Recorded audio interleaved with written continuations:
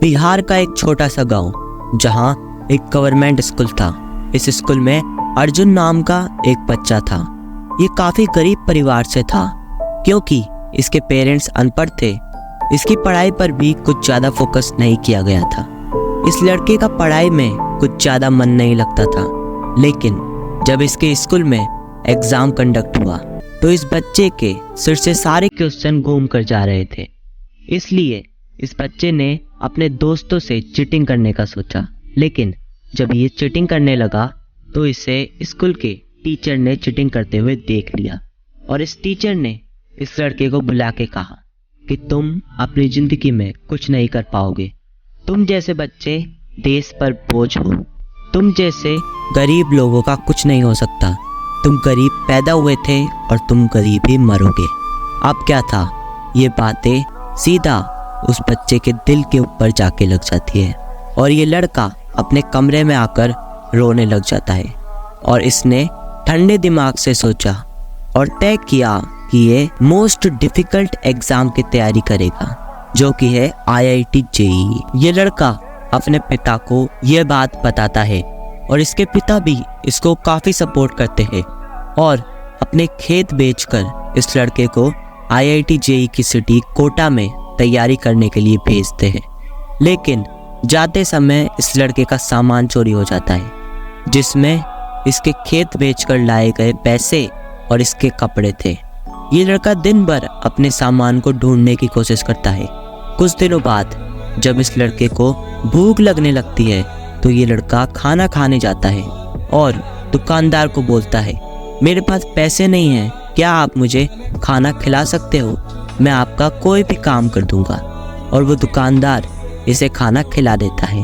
अब ये लड़का आ गया था कोटा खाली जेब लेकर। तो ये लड़का सोचता है कि इसे कहीं पर काम ले लेना चाहिए।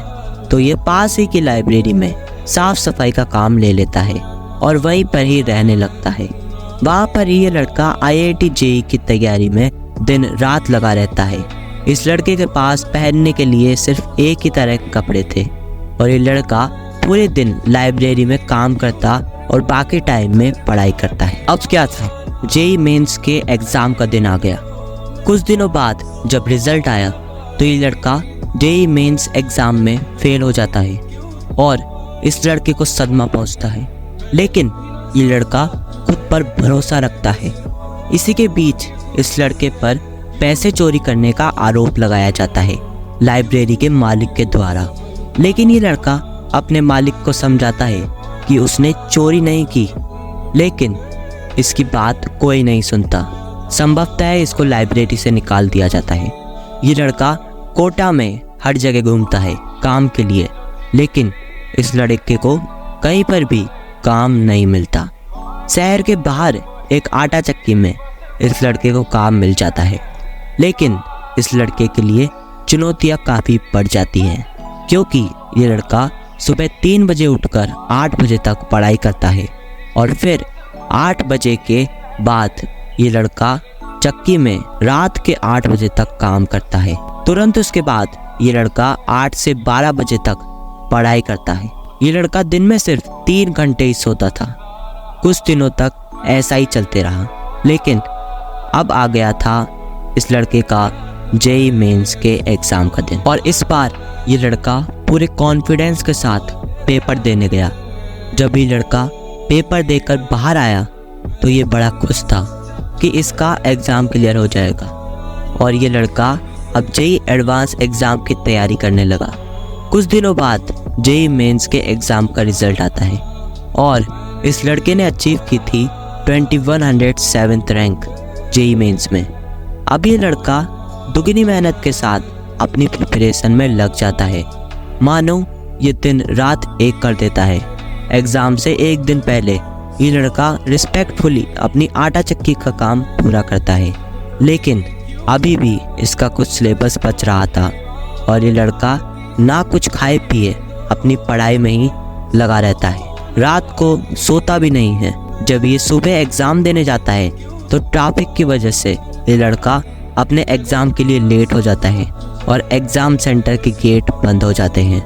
ये लड़का गार्ड से रिक्वेस्ट करता है कि उसे अंदर जाने दिया जाए और उस गार्ड को भी इस लड़के पर दया आ जाती है और वो इस लड़के को अंदर जाने देता है। अभी ये लड़का एग्जाम के लिए आधा घंटा लेट हो चुका था, लेकिन ये लड़का कुछ भी ना सोचे समझे अपना एग्जाम देने लगता है।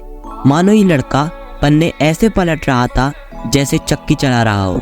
कुछ दिनों बाद जेईई एडवांस का रिजल्ट आता है। सभी कोचिंग इंस्टीट्यूट अपने टॉपर्स के नाम अनाउंस कर देते हैं, लेकिन रैंक 1 का पता नहीं चल रहा था।